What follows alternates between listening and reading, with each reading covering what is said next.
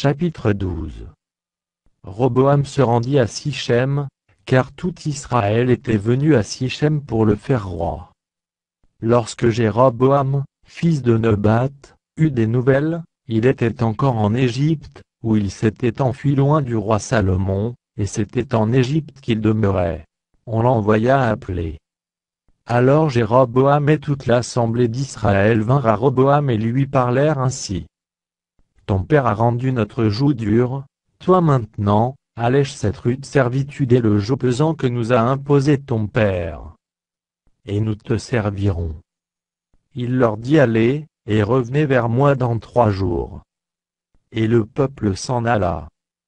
Le roi Roboam consulta les vieillards qui avaient été auprès de Salomon, son père, pendant sa vie, et il dit que conseillez-vous de répondre à ce peuple?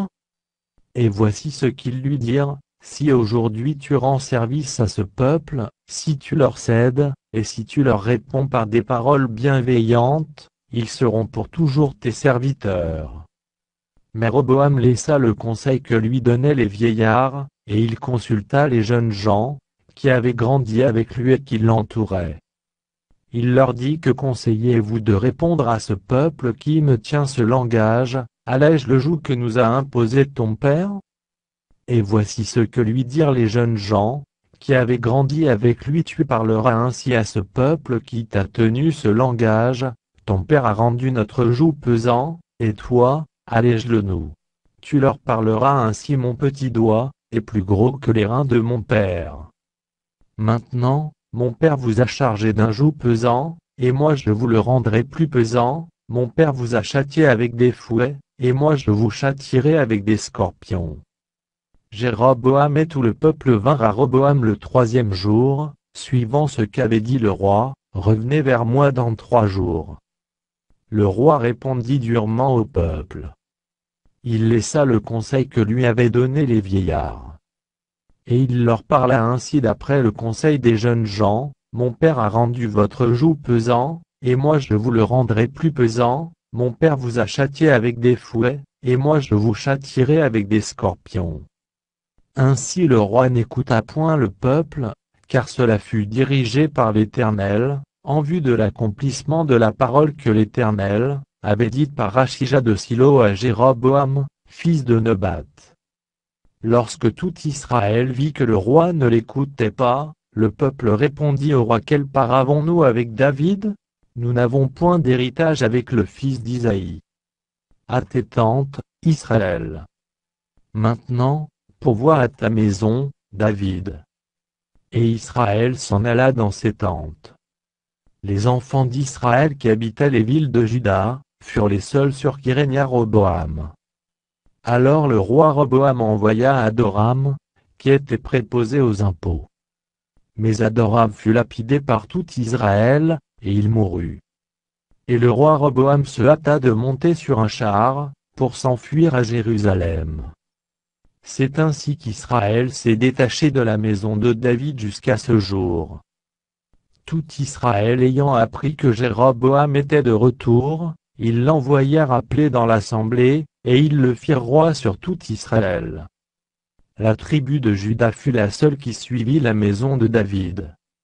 Roboam, arrivé à Jérusalem, rassembla toute la maison de Juda et la tribu de Benjamin, 180 000 hommes d'élite propres à la guerre, pour qu'ils combattissent contre la maison d'Israël, afin de la ramener sous la domination de Roboam, fils de Salomon.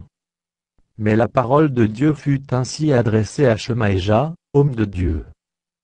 Par Roboam, fils de Salomon, roi de Juda, et à toute la maison de Juda et de Benjamin, et au reste du peuple.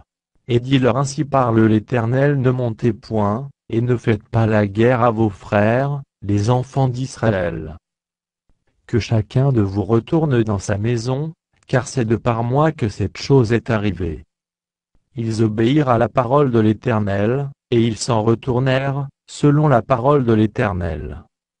Jéroboam bâtit Sichem sur la montagne d'Éphraïm, et il y demeura, puis il en sortit, et bâtit Penuel. Jéroboam dit en son cœur, le royaume pourrait bien maintenant retourner à la maison de David.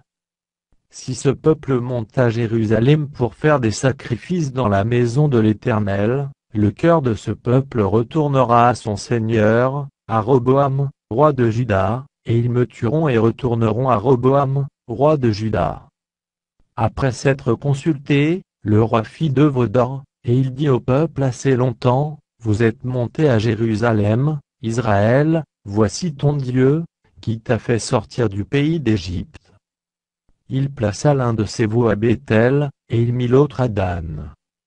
Ce fut là une occasion de péché. Le peuple alla devant l'un des veaux jusqu'à Dan. Jéroboam fit une maison de haut lieu, et il créa des sacrificateurs pris parmi tout le peuple, et n'appartenant point aux fils de Lévi. Il établit une fête au 8e mois, le 15e jour du mois, comme la fête qui se célébrait en Juda, et il offrit des sacrifices sur l'autel. Voici ce qu'il fit à Béthel, afin que l'on sacrifiât au veau qu'il avait fait. Il plaça à Béthel les prêtres des hauts lieux qu'il avait élevés. Et il monta sur l'autel qu'il avait fait à Béthel, le 15e jour du 8e mois, mois qu'il avait choisi de son gré. Il fit une fête pour les enfants d'Israël, et il monta sur l'autel pour brûler des parfums.